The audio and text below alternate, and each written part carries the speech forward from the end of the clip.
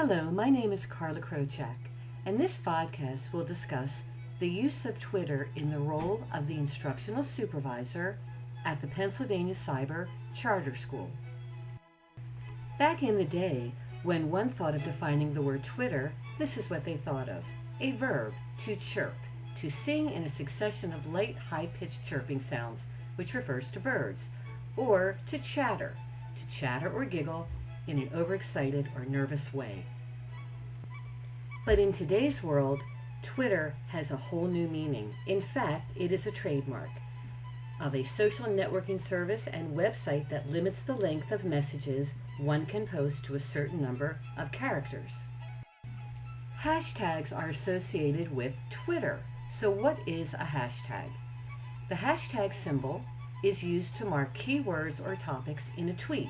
It was created organically by Twitter users as a way to categorize messages.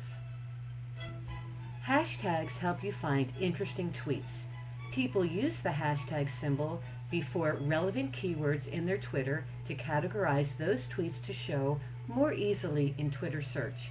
Clicking on a hashtagged word in any message shows you all other tweets in that category. Hashtags can occur anywhere in the tweet. Hashtagged words that become very popular are often trending topics.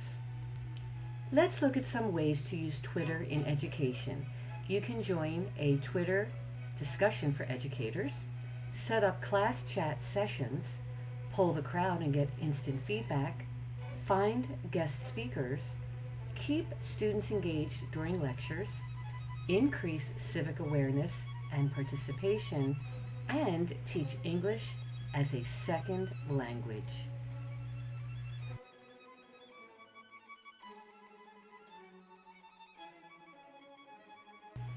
Let's see how Twitter can be used in the role of an instructional supervisor.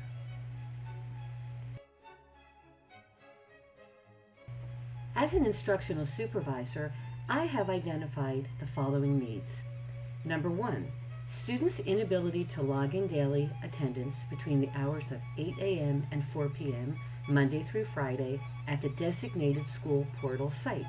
Number two, students' inability to stay on track and follow academic pacing guidelines set forth by the Lincoln Interactive Curriculum. This is the site known as the school portal, where all PA Cyber students must log in daily to track attendance.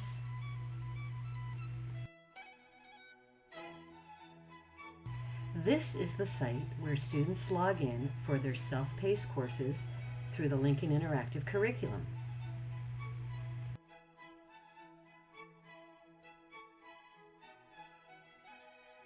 This site is known as EdMastery, where the student accesses all work that is to be submitted and can see a running record of when work was submitted and what grade they currently have.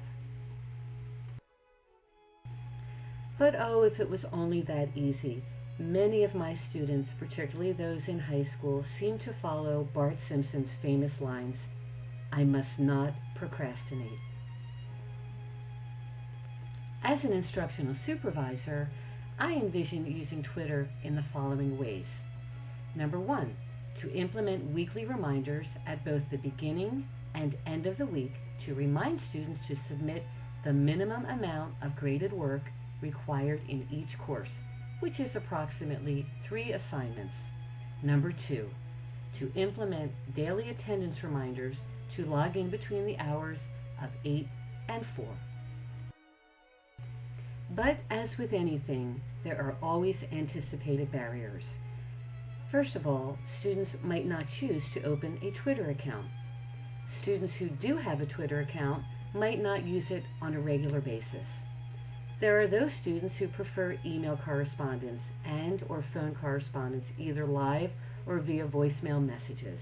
So it might be difficult to have all students jump on board with Twitter.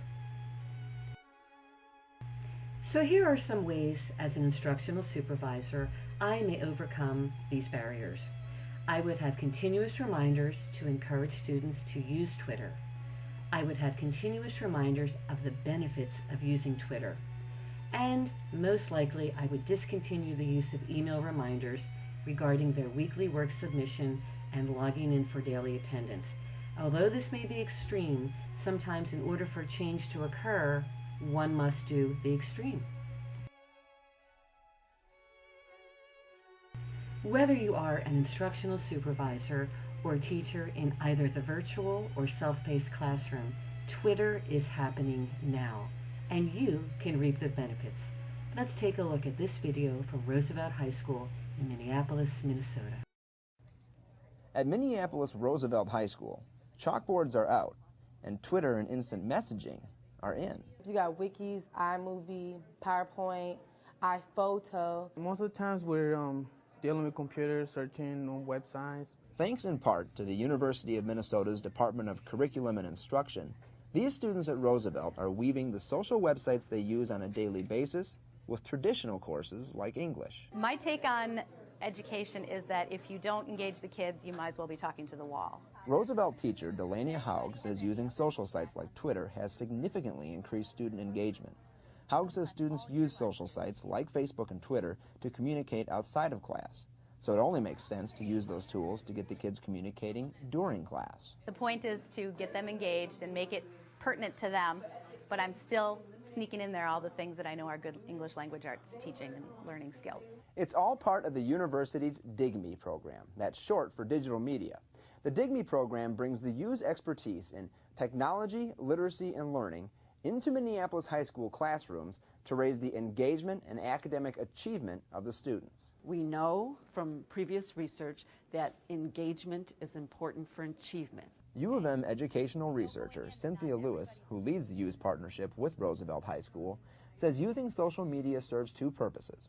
Number one, catching the attention of the students and increasing their participation. Number two, preparing them for communicating in tomorrow's new media landscape. We know that digital media engages young people, and because we know that 21st century literacies are all about digital media. And the students love the program. I love this class a lot. It's the best class so far that I have. For the University of Minnesota, I'm Justin Ware.